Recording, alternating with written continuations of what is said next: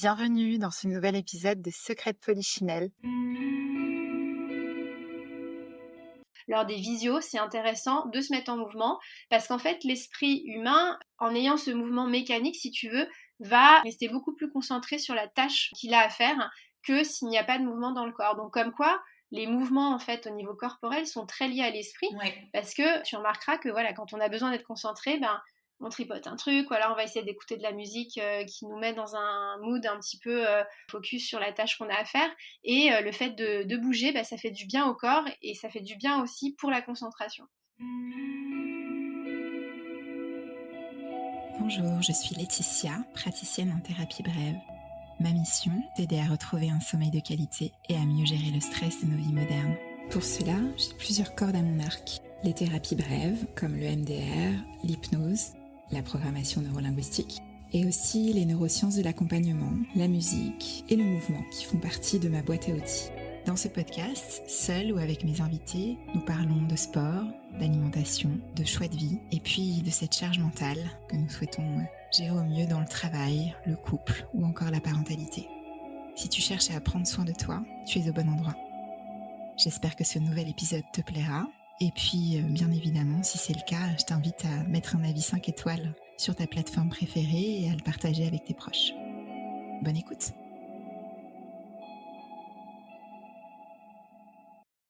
Bienvenue Alexandra dans ce nouvel épisode de Secrets de Polichinelle. Bonjour Laetitia, je suis ravie d'être avec toi aujourd'hui. Ravie aussi de te retrouver.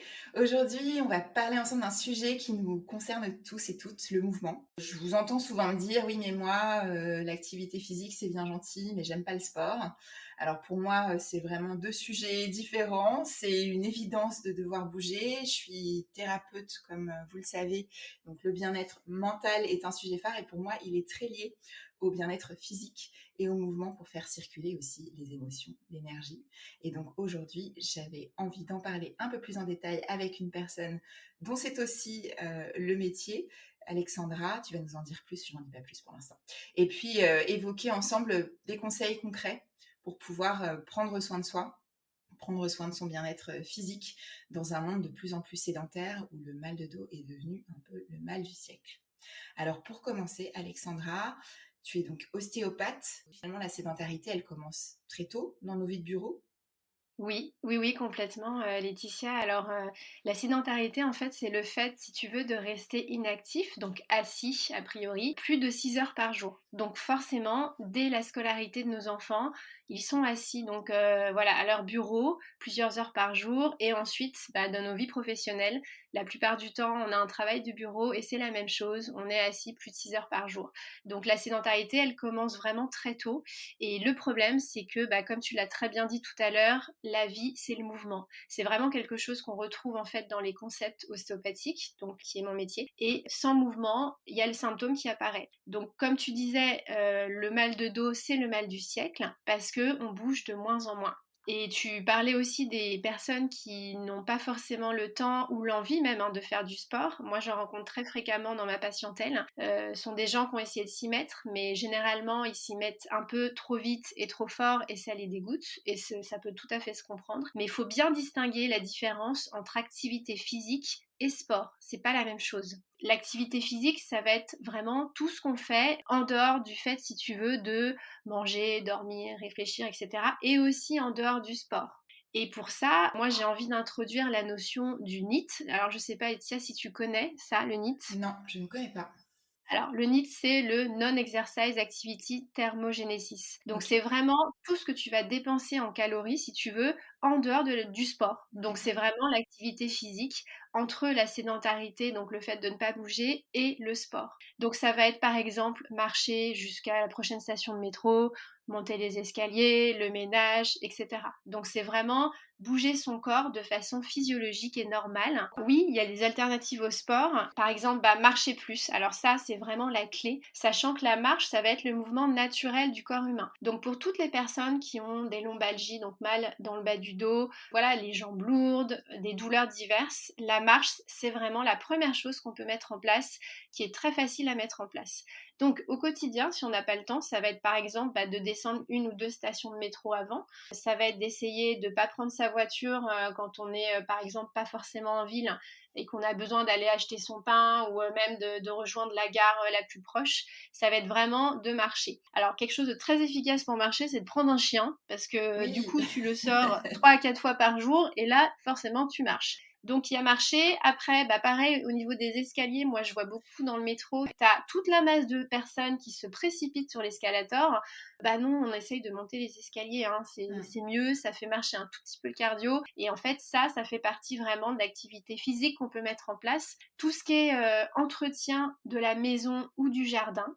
Jardiner, s'occuper de son intérieur et de son extérieur, ça fait bouger aussi. Donc ça peut faire partie concrètement de l'augmentation de son NEAT, si tu veux. Et ensuite, il y a quand même quelques astuces quand tu travailles sur un bureau. Alors bon, il y a eu beaucoup le télétravail qui a été démocratisé, si tu veux, depuis le Covid. Un peu moins maintenant, mais il y a quand même des choses à mettre en place. Notamment, par exemple, quand tu es au téléphone, tu te lèves et tu marches. Ça, on le fait naturellement, mais ne pas hésiter vraiment à en faire un réflexe, si tu veux. Dès que tu es au téléphone et que tu n'as pas besoin d'être devant ton écran d'ordinateur, tu te lèves et tu marches. Pour s'asseoir, on peut aussi utiliser, tu sais, les gros ballons. Et d'ailleurs, tu as des entreprises qui les mettent à disposition pour les salariés. Ouais. Et alors ça, la Swiss Ball, ça a l'avantage de faire travailler les muscles de la posture au niveau du dos, parce que tu ne peux pas, si tu veux, t'adosser en fait au dossier de la chaise.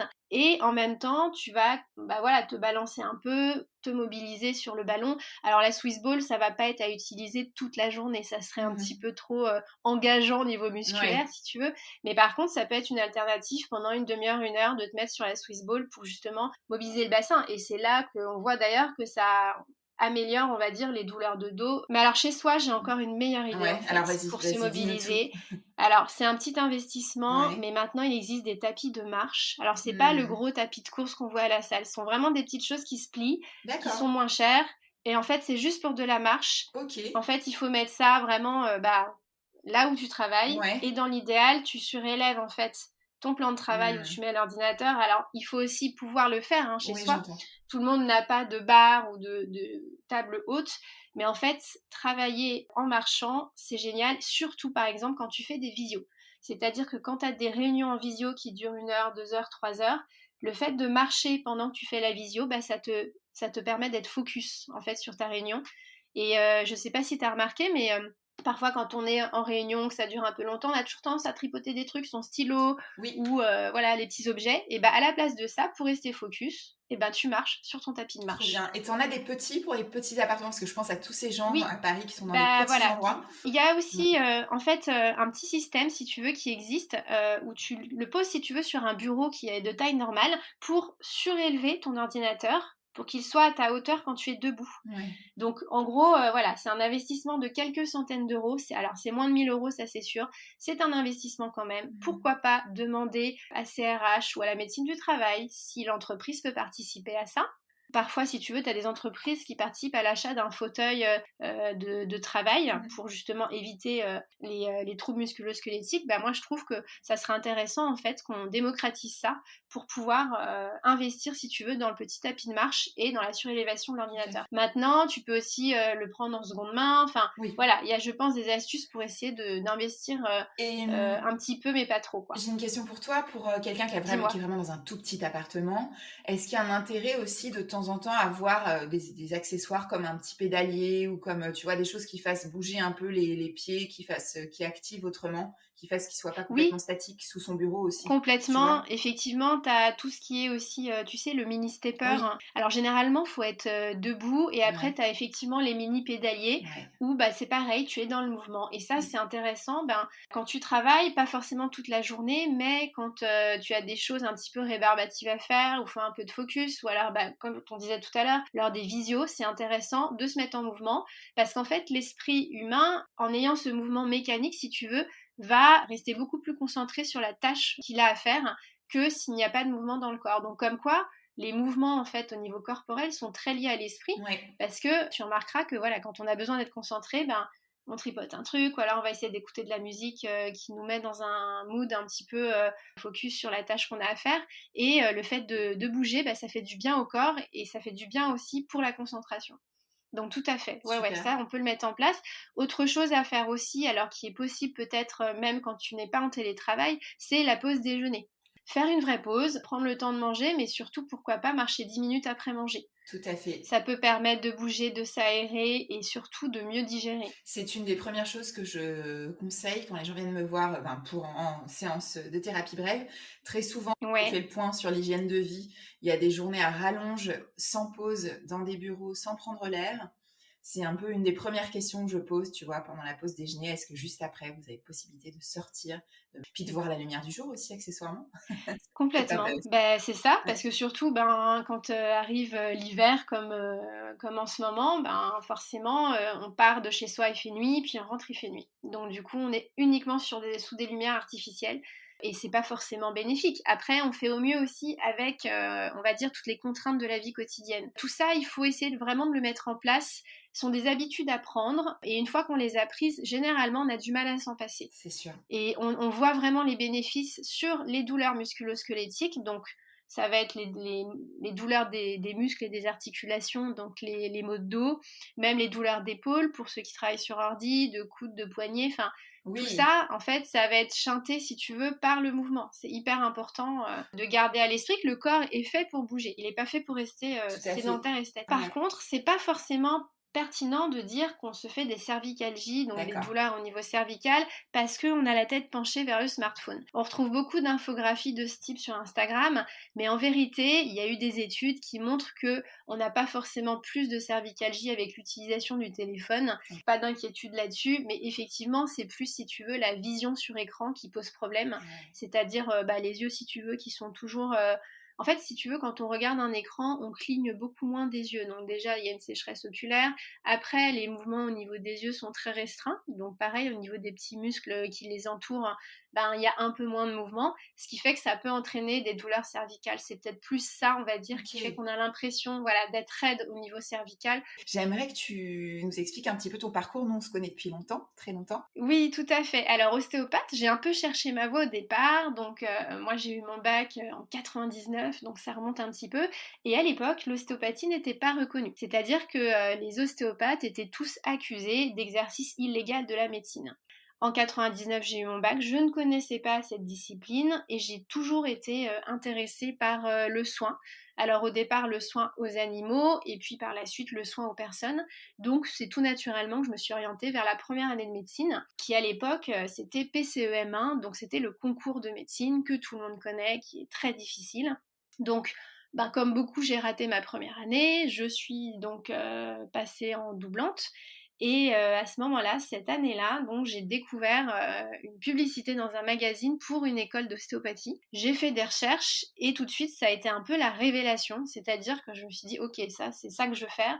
C'est-à-dire traiter le corps humain dans son ensemble et manuellement. C'est-à-dire être proche des patients et voilà, être vraiment au plus proche de la santé des gens, de la santé globale des gens.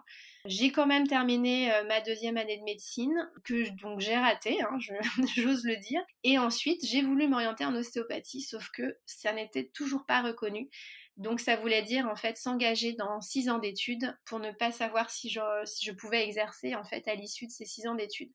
Donc un peu la mort dans l'âme, je dois dire. Je me suis orientée vers à l'époque un DUG de chimie à la fac, dans le but peut-être de travailler dans la recherche. Voilà, une fois le DUG fini, on était en 2003, donc j'ai pu cette fois-ci rentrer en école d'ostéo, puisque l'ostéo a été reconnue en mars 2002. Donc là, c'était légal, et je suis rentrée, j'ai eu une équivalence en deuxième année d'ostéopathie, et du coup, j'ai fait 5 ans d'études en ostéo, et je me suis installée en 2008, juste après mon diplôme, pour commencer à travailler. Et donc après, au fur et à mesure, j'ai fait plein de formations parce que il faut vraiment se former toute sa vie. C'est très important, je pense, dans tous les corps de métier et en particulier dans le nôtre. Je suis d'accord. Toujours se tenir au courant. Et moi, j'ai un peu orienté ma pratique vers les femmes et les enfants. Mais voilà, je prends tout type de patients et je suis toujours aussi passionnée 16 ans après par mon travail. Génial. Et c'est vrai que ça, J'ai de la chance. mais oui, tu as de la chance. Mais c'est vrai que dans ces métiers-là, il y a quand même un côté plus vocation aussi qui fait que Complètement. finalement, on est nombreux à le faire. Évidemment, il faut gagner sa vie, mais au départ, on le fait pas forcément pour ça, quoi. On le fait plus par vocation qu'autre Non, chose. et puis je crois qu'au départ, on se rend pas compte. Et en même temps, quelque part, le positif attire le positif, hein. Moi, je suis persuadée que Alors, il y a toutes les réalités évidemment matérielles et on va dire conjoncturelles, mais en même temps, quand tu es passionné et quand tu aimes ce que tu fais et que tu te formes, et voilà, ça se ressent quand même en consultation, je pense. Bien sûr. Et c'est pour ça que voilà, moi j'adore ce que je fais. Moi, je suis très contente aussi par rapport à toi, ta reconversion en tant que thérapeute. Je trouve Merci. ça top qu'il y ait des vocations comme ça. Ouais. C'est super Et chouette. tu connais mon sérieux et mon Voilà. professionnalisme, donc tu peux en attester. Exactement, donc je ne peux Ouais. que te recommander forcément. Merci. Donc voilà mon parcours d'ostéopathe et par la suite, juste un petit mot là-dessus, Oui. je me suis beaucoup donc formée aux pratiques, on va dire, chez les femmes et chez les enfants et aussi à d'autres techniques que l'ostéopathie, notamment la réflexologie plantaire pour les enfants. Et récemment, donc l'année dernière, je me suis formée au drainage lymphatique, Oui. qui je trouve, voilà, c'est un formidable complément aux séances d'ostéo. Donc voilà, j'adore apprendre, je suis un peu une touche à tout. Ouais. J'en prends, j'en laisse, hein, Bien c'est sûr. toujours pareil, mais pour justement accompagner au mieux les patients. Ok. Alors là, on Ouais. parlait de sédentarité. Le mal de dos, c'est le mal du siècle. Beaucoup de gens en souffrent. Donc, on a parlé de tout Oui. ce qu'on a dit tout à l'heure. Ce sont des manières de limiter ce mal de dos. Est-ce qu'il y a d'autres choses à Oui. savoir, à prendre en compte, des étirements, des choses à faire Oui, régulièrement? alors moi je voudrais quand même axer sur mon discours sur ce qu'on appelle, si tu veux, la kinésiophobie. Oui. Donc la kinésiophobie, c'est la peur du mouvement, parce que je le retrouve énormément chez les patients qui viennent me voir. Souvent, ce sont des patients, par exemple, qui ont mal en bas du dos depuis des années, donc 5 ans, 10 ans, suite, par exemple, à un, soit, alors, entre guillemets, on va dire, faux mouvement, ou alors une trop longue marche. Enfin, on va dire que ces patients ont bougé à un moment donné de leur vie et se sont blessés. Et une fois qu'ils se sont blessés, on leur a dit, parce que c'était le discours d'il y a 10 ans, faut pas bouger, faut se reposer pour que le corps se répare. Oui. Sauf que, bah voilà, ça a entraîné une peur du mouvement. En gros, dans leur tête, si je bouge, je vais me faire mal. Voilà. Et cette douleur, elle est entretenue puisque bah forcément, il n'y a plus d'activité physique, il n'y a plus de sport. Donc, à force de ne pas bouger, c'est un cercle vicieux, la douleur n'est pas partie. Et ces patients-là, c'est très compliqué de leur faire comprendre que c'est le mouvement qui va faire que la douleur va partir. C'est récent maintenant, tu sais, le discours C'est même vrai. de la Sécu, on voit des pubs à la télé qui nous disent « Ah là là, vous avez un lumbago, mais alors il faut bouger, il faut marcher ». C'est quand même hyper récent. Nous, en ostéo, bah, c'est notre discours quand même depuis des années et des années, mais c'est dur à faire entendre. Il y a encore des idées reçues qui ont la vie dure, des pensées limitantes de ces patients, et on peut pas leur en Et vouloir. la peur d'avoir Voilà. encore plus mal, peut-être. Enfin, ouais, c'est ça Exactement, et aussi. de se reblesser, et surtout l'idée que leur dos est fragile. Alors c'est pareil par rapport à toutes les imageries qu'on peut prescrire aux patients en cas de douleur. Il faut savoir une chose, c'est qu'il y a des études qui ont montré aussi qu'en fait l'imagerie n'est pas en relation avec le symptôme. C'est-à-dire que si vous avez très mal au lombaire, ça ne veut pas dire que vous avez un disque abîmé ou une hernie discale. Et à l'inverse, quand il y a de l'arthrose, un disque un petit peu plus, on va dire, tassé, Oui. ça ne veut pas dire que vous aurez des douleurs. Oui, c'est vrai. Voilà, il n'y a pas de concordance Mm. entre l'imagerie et les symptômes. Donc, il faut bien comprendre que tout le monde a un peu d'arthrose, tout le monde peut avoir des petites discopathies. Oui, l'arthrose, à partir d'un certain parlons-en. âge. C'est pas forcément un truc de vieux, abîmé. On peut tous avoir un peu Ah non, d'arthrose. Ça, je l'ai non, non, appris il y a pas longtemps. Ouais. exactement. Et même, alors, je vais te dire, j'avais fait une radio des cervicales quand j'avais la vingtaine, parce que j'avais mal beaucoup, j'avais beaucoup de céphalée. Donc, Oui. on avait regardé au niveau cervical. J'avais déjà de l'arthrose à 20 ans. Donc, bon, là, j'en ai 20, plus de 20 de plus. Et t'es Et toujours là. je pense que j'en ai toujours. Ouais. Voilà, je suis toujours là et je n'ai plus de douleur cervicale. Ouais. Donc, c'est vraiment, il faut comprendre que le corps, il va y avoir une certaine usure avec l'âge qui est tout à fait normale, mais il est fait pour bouger, il n'est pas fragile. Alors, évidemment, hors maladie, maladie auto-immune, Oui, bien sûr. les blessures, ça arrive. Mais il faut absolument comprendre que notre dos peut supporter notre poids, peut supporter aussi quand on porte une charge. Voilà. Alors, il y a aussi eu un discours assez alarmiste à un moment donné qui disait, voilà, quand vous portez une charge lourde, il faut bien plier les jambes, le dos droit, etc., etc. Oui et non. Je vais te dire, par exemple, en musculation, en renforcement musculaire, il y a un exercice qui s'appelle le soulevé de terre, qui consiste justement à porter une charge, à la pencher en avant et à la redresser avec la force de ses fessiers et de ses lombaires. Et ça, c'est fait pour justement renforcer tout ce qui est chaîne postérieure, et on va pas forcément se faire mal au dos en faisant cet exercice-là. Au même titre que quand on porte, voilà, faut y aller naturellement, et c'est vrai que le fait de bouger dans sa vie de tous les jours, voire pour ceux qui le veulent, qui le souhaitent, de faire du sport, ça fait que on a aussi beaucoup plus confiance en les capacités de son corps. Et c'est ça qui est important.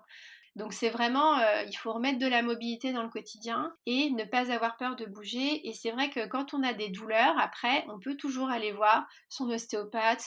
Alors, ostéo ou chiropracteur ou kiné, mais en thérapie manuelle, on a aussi des outils en fait pour remobiliser le corps, pour justement expliquer aux patients un petit peu sa problématique et donner des conseils aussi d'hygiène de vie et de mobilité aux patients. Tout à l'heure, tu parlais des étirements. Oui. Alors effectivement, je trouve que c'est très important, la mobilité, les étirements, pour éviter, si tu veux, une raideur musculaire à force que le muscle soit toujours dans la même position. Quand on est assis, par exemple, au bureau, on est un peu en fermeture, même beaucoup d'ailleurs, en fermeture au niveau des hanches. Oui. Okay, donc tu as tous les muscles extenseurs de hanches, etc., qui à l'inverse sont en étirement. Donc là, il y a un petit déséquilibre qui se crée. C'est pour ça que se lever à la pause déjeuner, se lever pour téléphoner ou alors investir dans un tapis de marche dont on parlait tout à l'heure, c'est bénéfique parce que ça permet en fait d'étirer d'un côté certains muscles, de faire travailler d'autres. Tout à fait. Moi, ce que j'aime bien faire aussi régulièrement, c'est m'accroupir en fait, comme ils font dans les pays asiatiques. Ça, je vais te dire, le squat du bébé. J'appelle ça le squat du bébé. La grenouille ou le squat du bébé. Et voilà, le squat du bébé, c'est les petits, tu vois, de 2-3 ans pour jouer, ils se mettent en squat complet, donc vraiment jusqu'en bas, c'est ça. avec les 2 plantes de pied bien à plat. Oui. Et alors ça, tu testes sur chaque patient, tu verras que 90% des gens n'y arrivent pas. Ah bah moi j'y arrive. Moi aussi j'y arrive souvent, parce que je le travaille depuis des années. Alors je fais beaucoup de yoga et c'est une posture de yoga. Oui. Et ça fait énormément de bien dans les hanches, au bas du dos, dans le bassin. Et si vous arrivez à travailler et avoir ce squat complet, donc les pieds bien à plat, sans lever les talons, tout à fait. les pieds bien à plat sur le sol et à redresser de plus en plus le dos, dans ce cas-là, déjà, la mobilité de la hanche, c'est top et ça limite surtout les douleurs en fait, tout simplement. Tout à fait. Alors ça, c'est un peu tout ce qui est posture de yoga. C'est ça, yoga ou pilates, pour ceux qui connaissent. Ou pilates, exactement. Donc ça, c'est, on va dire, c'est sport un petit peu doux. C'est pour moi, alors ce sont aussi pour moi, c'est du sport, mais c'est surtout, on va dire, centré sur la mobilité. Et je trouve que c'est un des piliers justement pour éviter d'avoir mal au dos et aux articulations, la mobilité. Et c'est vrai qu'on en revient toujours à cette histoire de sédentarité où on est toujours dans la même position. Et qu'à force d'être toujours dans la même position, à un moment donné, les muscles et les articulations vont on le sent en plus, je pense que même si on ne s'écoute pas, on le sent quand même qu'on est un peu... regarde par exemple quelqu'un qui est devant un ordi très longtemps, le réflexe de la personne c'est quoi? C'est d'enrouler la tête, tu sais, en avant, en arrière pour détendre les cervicales. Tout simplement. Complètement. Alors on parle de mouvement, de sédentarité, de déplacement. Il y a une mode ces dernières années, alors moi j'ai du mal en toute honnêteté avec cette mode de la trottinette, en dehors du fait qu'il y a un manque de respect des fois dans l'espace public, il y a aussi un vrai sujet pour moi de passivité quand on est sur une trottinette ou d'autres engins similaires. Qu'est-ce que tu en penses toi en tant qu'ostéopathe justement ? Alors je vais te raconter une petite anecdote. Il n'y a pas très longtemps, je rentre du métro, je marche, donc du métro à chez moi il y a 10-12 minutes. Donc j'essaye vraiment de le faire à pied, sauf quand je suis très chargée, qu'il pleut beaucoup. Là, je peux prendre un bus, mais là, je rentrais à pied, il faisait beau, il faisait bon, voilà. Et là, je vois un monsieur qui devait avoir une trentaine d'années, donc quand même très jeune, sur le trottoir, sur une trottinette électrique, assis en fait. C'est-à-dire qu'il y avait un siège également sur la trottinette. Et là, je me suis dit, non, mais c'est pas possible. Donc, non seulement il est en trotte électrique, mais en plus, il y a un siège pour s'asseoir sur sa trottinette électrique. Alors, je ne connais pas la vie de ce monsieur. Je ne sais pas s'il a des problématiques de santé, des douleurs, etc. Mais ça, c'est un fléau. Parce qu'en fait, on voit beaucoup de jeunes utiliser ces trottinettes électriques ou même, tu sais, les roues, là. Je sais pas comment ils font pour tenir dessus. Bref, des roues pour des trajets courts. C'est ça, le problème. C'est que je veux bien pour gagner du temps, ou moi j'avais un ami ostéo qui avait une roue pour aller dans son cabinet mais qui était à plusieurs kilomètres. Bon, pourquoi pas, mais une fois de plus, on est encore dans une société où il y a le moindre effort à faire et où on encourage ça. Donc ça, c'est problématique. Chez les enfants, c'est pareil, on leur met dans les mains des trottinettes assez tôt. Personnellement, ça a été aussi mon cas avec mon fils, tout simplement pour gagner un peu de temps dans les trajets. Mais c'est vrai que maintenant qu'il est ado, mon fils a 13 ans, dans la mesure du possible, c'est à pied en fait, pas de trottinette, rien du tout. On part un peu plus en avance et puis on marche. Je pense que c'est important aussi de remettre du mouvement dans la vie de nos enfants. Tout à fait. Parce que, comme tu disais aussi, avec les smartphones, les écrans, les jeux vidéo, plus l'école au final, sachant qu'à l'école, ils ont 2 cours de sport par semaine, puis le temps d'aller au stade, de revenir et cetera, ils ont pas beaucoup d'heures de sport par semaine, Non. donc voilà, il faut essayer de bouger, donc tout ce qui roule et cetera, si on peut, vaut mieux marcher en fait. Voilà, Alors je sais marcher ou que faire du vélo, mais au moins activer faire du quelque vélo chose, quoi. et c'est vrai qu'il y a toujours l'histoire du temps parce qu'on n'a jamais assez de temps dans une journée et Bien cetera, sûr. mais il faut prendre ce temps comme un temps pour soi. C'est-à-dire, en marchant, je me fais du bien, je fais du bien à mon corps, donc je vais être potentiellement plus focus, plus performante, et en ayant moins de douleur. Donc finalement, c'est un investissement sur soi-même, y compris aussi par la suite pour sa longévité et pour le fait de vieillir en bonne santé. Et je vois au cabinet des patients, ou souvent même des patientes, qui ont la cinquantaine, 50, 55, et qui sont déjà perclus de douleur, qui ont des problématiques de lombalgie, souvent d'ailleurs, et qui ont du mal à remettre du mouvement dans leur vie parce qu'elles n'ont pas été habituées à le faire, parce que c'est l'idée de gagner du temps, donc je vais au plus vite, donc je vais prendre le bus, les transports, etc. J'ai mal au dos depuis 10 ans, donc je ne fais plus de sport parce que j'ai peur de me faire mal. Et généralement, au bout de 1, 2, voire 3 séances, à force de leur dire de reprendre une activité physique, elles le font et elles se rendent compte que ça leur fait du bien Ça leur et fait que du leur bien, dos ouais. n'est pas forcément fragile. C'est Voilà. ça. C'est un discours, il faut vraiment déculpabiliser les gens par rapport à ça et surtout leur faire comprendre que le corps humain n'est pas fragile. Il faut vraiment arrêter de se mettre un carcan en fait par rapport à son dos. Le dos est fait pour bouger en fait et pour supporter notre poids, quoi. Effectivement. C'est vrai qu'après dans les grandes villes, en plus, on peut facilement quand même avoir des options pour marcher. Après, il y a un Oui, sujet quand on habite à l'extérieur et qu'on est très dépendant de la voiture ou peut-être qu'il faut compenser oui, davantage parce que mine de rien, on marche complètement. moins. Complètement, parce que c'est vrai que tout le monde n'habite pas en ville. Quand on est à 3 ou 4 kilomètres de la première boulangerie ou de la gare, évidemment, on va pas le faire à pied en permanence, hein. Je veux dire, sinon ça nous prendrait la journée. Donc l'idée, généralement, quand on est justement dans des coins un petit peu plus éloignés des villes, on a peut-être un jardin, donc ça peut être s'occuper de son jardin, jardiner, etc. Le tapis de marche, toujours pareil par rapport au travail sur ordinateur. Et puis, ce qu'on peut faire à pied, on essaye de le faire à pied. Si par exemple, je sais pas moi, la gare ou la boulangerie est à 1 kilomètre, 1 kilomètre c'est 10-12 minutes, hein, donc c'est tout à fait faisable à pied. C'est juste des habitudes en fait à mettre en place.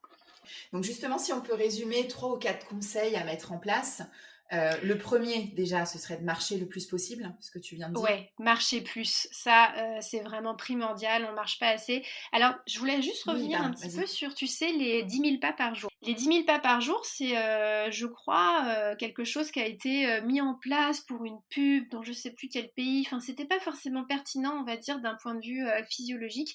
10 000 pas par jour, ça fait beaucoup, hein. Je sais pas si tu calcules ton nombre de pas. Non, moi j'ai Moi horreur je de suis ça, à... calculer, Ah, ça m'agace. tu regardes pas? Je sais que je marche beaucoup et que je suis bien musclée sur le bas du Voilà, et corps. c'est très bien. Ça suffit. Écoute, moi, 10 000 pas par jour, de mémoire, je crois que ça correspond quand même à 7 kilomètres. D'accord. Oui, c'est quand Et même faut, pas tu rien vois, il pour faut pouvoir les les faire. caser, Oui, oui, voilà. c'est pas une obligation. Mais moi, je les Ouais. fais pas, les 10 000 par jour, Non. Et c'est personnellement, pas je pour suis ça à que t'es 5. pas en forme. Ouais. C'est pour ça que je voulais en parler, Oui. parce que c'est quand même beaucoup 10 000 pas. Moi, je fais entre 5 et 6 000, avec mes allers-retours justement par rapport à chez moi et par rapport au métro. Après, dans mon travail, je suis debout. Ça, c'est pas compté, parce que j'ai pas mon téléphone sur moi dans ce cas-là. Ouais. Déjà, 5-6 000 pas, c'est très bien. Après, ça dépend de ce que vous faites à côté, en fait. Oui.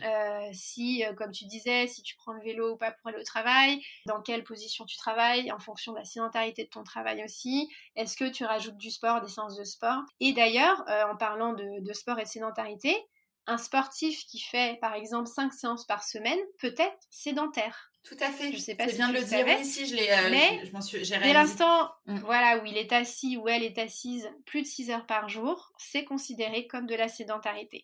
Donc c'est important vraiment de remettre du mouvement, de l'activité physique. Alors je ne sais plus quelle était ta question. La question, Laetitia. c'était de vraiment résumer les 3-4 conseils Ah voilà, à garder en tête. Donc, le premier, c'est de marcher le plus possible. Et marcher justement, plus. quand on est dans un bureau, je sais ce que c'est, je l'ai été, très sédentaire, de se lever à chaque occasion possible quand on est au Oui, téléphone, de faire une pause le exactement. midi, voilà, chaque occasion. Ou alors tu sais, le truc bête aussi, si tu dois aller à la photocopieuse, ne va pas à celle qui est juste à côté de ton bureau, essaye d'aller à celle qui est 2 étages en dessous. Enfin, voilà, il y a des choses qui sont possibles de faire. Ou alors, par exemple, si tu dois dire un truc à un collègue, au lieu de prendre ton téléphone, tu te lèves et tu marches, tu vas le voir, Tout par à fait. exemple. Ouais. Tu vois, il y a des choses à mettre en place. Donc, ça, c'est la première chose, la marche, aussi souvent que La possible. marche, Mmh. Moi, je dirais quand même les escaliers aussi. Et C'est les important. escaliers, tout à fait, à la place des ascenseurs, à la Parce place que des ça, c'est escalators. vachement faisable. Oui. Quand je vois, par exemple, quand je vais me faire un drainage lymphatique chez ma super masseuse, elle est au 2e étage. Moi, je prends les escaliers, mais quand je redescends, que j'ai fini ma séance, il y a souvent la patiente d'après, et généralement, elles prennent l'ascenseur. Et ça m'interpelle, en fait. Parce que tu fais une action pour justement te faire du bien. Généralement, c'est parce que tu as les jambes lourdes, des problèmes de rétention d'eau. Et le réflexe des gens, c'est de prendre l'ascenseur. Les étirements, c'est un bon début aussi. Les étirements et même au-delà des étirements, la mobilité en général. Alors après, moi, il y a beaucoup de patients qui me demandent, mais je ne sais pas quoi faire comme étirement ou je ne sais pas comment, je sais pas, faire une séance de pilates ou de yoga. Il y a énormément de ressources sur YouTube qui sont gratuites du coup, des vidéos gratuites. Alors, faut fouiller un peu. Souvent, il y a des vidéos en anglais qui sont très qualitatives là-dessus. Il faut quand même, en fait, si tu veux, ça demande un petit investissement. Oui, tout à fait. On peut pas changer les choses avec un coup de baguette magique en se disant faut pas que ça me prenne de temps de recherche ou faut pas que en gros ça soit une contrainte pour moi, j'entends. Mais si on veut être en bonne santé, forcément on investit sur soi-même. Et c'est un petit peu comme la thérapie, je sais pas toi, mais moi j'ai parfois des patients qui pensent qu'en une séance je vais régler leurs problèmes de 10 ans. Voilà, ils ont mal depuis 10 ans. En fait, non. Alors, non seulement je ne vais pas régler en une séance, mais en plus, il y a ce que j'appelle l'alliance thérapeutique, qui est primordiale, c'est-à-dire c'est un contrat passé entre le patient et le thérapeute, qui explique que le thérapeute va en fait mettre tout en œuvre pour soigner le patient, mais de son côté, le patient va aussi tout mettre en œuvre pour, on va dire, améliorer sa condition de santé. Voilà. Oui, c'est un très bon rappel parce qu'effectivement, c'est pas une baguette magique. Moi, c'est pareil, on est sur des thérapies brèves, certes. Donc oui, pour certains, ça prendra que quelques séances. Mais c'est la même chose. Mais ça peut prendre plus aussi et ça va dépendre aussi de la personne qui vient voir. Et du déclic que les gens ont. Et c'est vrai que par rapport à l'activité physique, j'entends aussi beaucoup de patientes qui n'aiment pas le sport, qui ont pourtant essayé.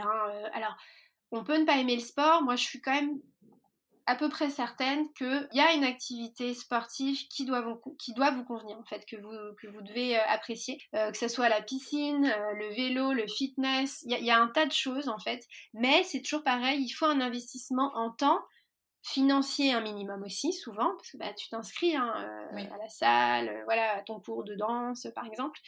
Mais une fois qu'on le fait, on en retire tellement de bénéfices en fait que après on peut plus s'en passer. Mais il faut ce déclic. Oui, c'est ça. Il y a l'effet d'après. Oui, voilà. Et puis parfois, faut quelques contraintes. Enfin, moi, je vois, si je vais à l'aquabike, c'est parce que j'ai payé ma séance et qu'à un moment donné, je vais pas la changer, tu vois, tous les 4 matins. Le pilate, pareil. Après, oui, il faut trouver son juste milieu. L'idée, c'est pas d'en faire tous les jours. On n'est pas obligé d'en faire tout le temps. C'est plutôt d'avoir une forme de régularité. Et puis peut-être, pour le yoga comme le pilate, tu vois, par exemple, de prendre des cours au début. Puis après, si on a la discipline pour le faire chez soi, on peut le faire chez soi, bien sûr.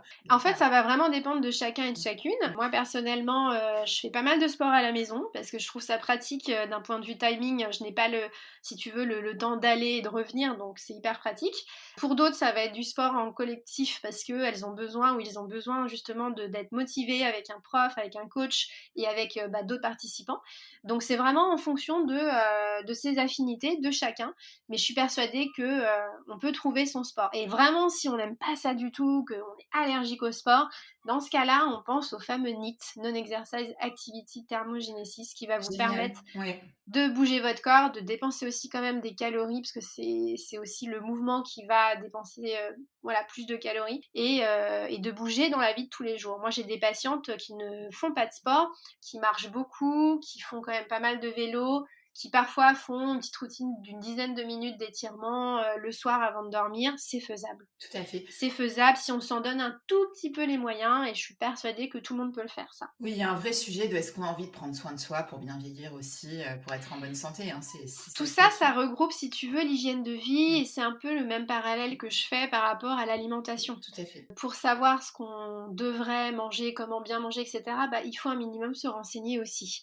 C'est-à-dire que les personnes qui me demandent comment je fais pour m'étirer, alors moi je peux montrer quelques exercices, mais j'ai pas le temps en séance en fait de faire une routine complète d'étirement et je ne suis pas coach sportive. Donc du coup il faut quand même essayer d'aller un peu chercher l'info. En plus avec internet, YouTube et compagnie, honnêtement il y a énormément de ressources. Faut voir un peu ce qui nous plaît, ce qui fait sens pour nous. Mais il y a toujours moyen de prendre soin de son corps. Exactement. Et pas d'aller voir forcément un thérapeute pour régler son souci parce que généralement ça vient quand même Enfin, si tu veux, les douleurs, elles sont plurifactorielles, hein. Il y a beaucoup de facteurs qui rentrent en jeu. Ce que nous, on peut mettre en place, en fait, ça joue énormément. Donc finalement, si j'en reviens à mes 3-4 conseils, donc on a parlé de marcher le plus possible, de Oui, s'étirer quand même un minimum, ou en tout cas de trouver des astuces pour voilà, aller voir en termes d'activité physique ce qu'on peut aller faire de plus. Investir ouais, peut-être dans des accessoires chez soi ou au oui, bureau, comme on disait, pour favoriser aussi ce mouvement finalement, que ce complètement. soit Ouais, ouais. pédalier, tapis de marche, à vous de trouver Swiss Ball, ce qui peut vous Oui, convenir. ce qui fait sens aussi pour vous. Ouais, Tout à fait. exactement. Et alors de temps en temps, peut-être si on en ressent le besoin, aller voir un ostéopathe une fois par an, pourquoi pas. Et Alors puis, voilà, pour l'ostéopathie, par exemple, une fois par an en bilan, quand il y a pas de douleur, c'est pas mal.